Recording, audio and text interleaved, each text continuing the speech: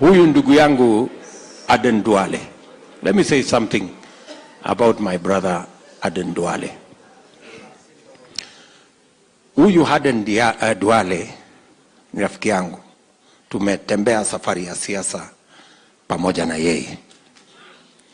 Tunakubaliana na yeye kwa sababu nikimwambia naenda kujenga kanisa, ananiandikia cheki, napeleka kanisani. Akienda kwa msikiti kujenga, anachukua pesa yangu, anapeleka kwa msikiti kujenga. Tunakubaliana kwa imani.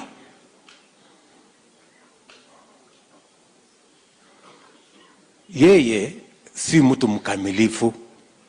I cannot say he's a perfect man. Sindio? Kwa sababu yeye si nabii. Ni mtu tu akona matatizo yake hapa pia. Najua sisi wote.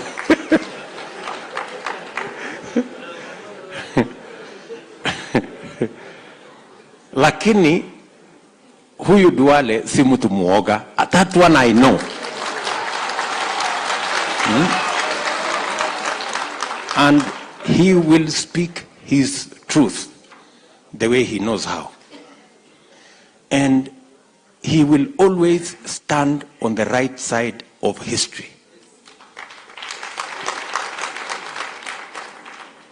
Tunaelewana? So mimi nasema huyu Bare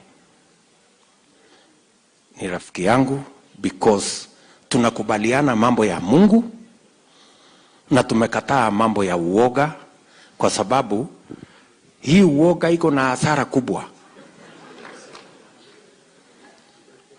Nishamwambia huyu Bare kwa Biblia, mtaenda kusoma wale ni wasomi,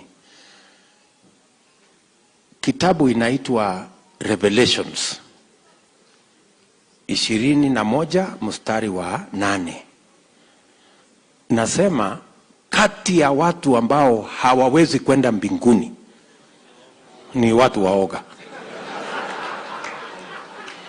Sasa hii uoga iko na hasara mara mingi. Uoga itakunyima mambo hapa duniani na mbinguni pia ukose. Unaona ile hasara iko kwa hii. Na ndio hii Kenya saa hii inaendeshwa na kuuzia watu uoga. Mambo ya mashetani. Because how do you drive a country using blackmail and threats and intimidation na kuuzia watu uoga? As people of faith, we must refuse to be sold fear. Hakuna mtu amealikwa Kenya. Hakuna mtu ako matembezi as a tourist Kenya. Hakuna mtu mkimbizi kwa hii Kenya. Sisi wote ni wa Kenya. Ama namna gani? Mnanielewa? Please, good people. Everybody, we must defend our citizenship and our right to make choices as the people of Kenya.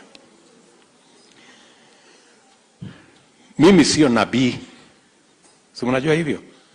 Mimi ni hasla tu ya hapa dunia. Lakini mimi niliwaambia